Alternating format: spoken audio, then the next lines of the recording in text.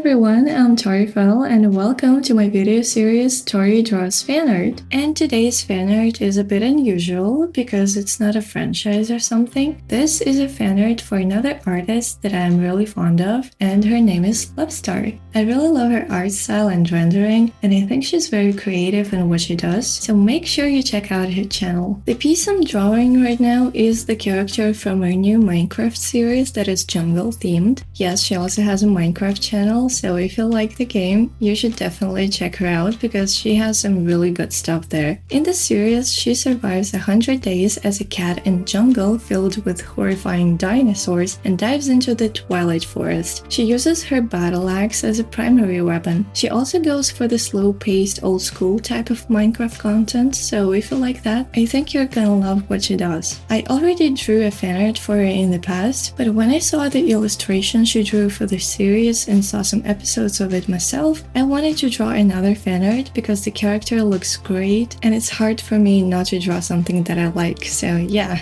It was a little difficult to figure out the design at first because I didn't want her to just wear some messy bushes, even though that's basically what her skirt is looking like. I wanted to make the clothes looking like it was made by her and that it can be actually worn. I don't know if I nailed it, but I am pretty happy with how it looks. I don't usually like drawing a lot of leaves and flowers and stuff like that because it's just tedious, but surprisingly it wasn't that difficult when I was drawing this piece. Although it didn't make me want to draw a proper background anyway. At first I wanted to draw some vines and leaves around her, but I was just too lazy. So I just went with this very simple and basic background, like I usually do. The vines on her legs were inspired by Enchantix. Even as a kid, it was my favorite Winx transformation because I just loved how those thingies look. I didn't even know what they're called, but I was always a fan of those, and since they look like vines wrapping the legs, I thought it would be cool to add those to the character. If you're curious about Luvstar's content, I will have the links to her channels either in the description or in the comments, because I still don't know if I can add links to my descriptions yet. Gotta prove myself to YouTube, I guess. But anyway, this is not all I have to say for today. I actually want to just talk to you about different stuff as well. So speaking of fan art, I already said that in one of my last videos that I'm really bad at coming up with like lore or a story and background for characters and stuff, and that was the reason why I had been just like a fan art artist for a very long time. I did make some OCs of course, but they didn't really have much personality. I just like coming up with different character designs, but that's basically everything I used to do with them, and for a long time I felt doubtful about myself as an artist because there's so many artists that also have stories with their characters. Some of them even draw their comics and stuff, and seeing all these artists made me think that maybe I'm actually a bad one since I can only draw fan art or just different character designs. And sure, I did have some ideas for possible stories that I could have, but I was never able to connect them and have like a proper setting, and it always felt like I was lacking something important as an artist. It was much easier for me to write a fanfic rather than come up with something original. And if you're struggling with the same issue, I don't really have any advices for you, unfortunately, because eventually I just found a person who would be responsible for the story part and who would be my creative partner and who I could work together with. Maybe you just need that person too. But now that I'm working with Captain Hansen, I feel like my art has much more value to it, even though the lore side of things is still on him. I guess I am just more of a group person than a lone worker after all. But I know that it doesn't fit to all of you, and I honestly don't have any helpful tips for those who have the same problem in regards to your art. If you feel like having another person responsible for the stories and lore would help you,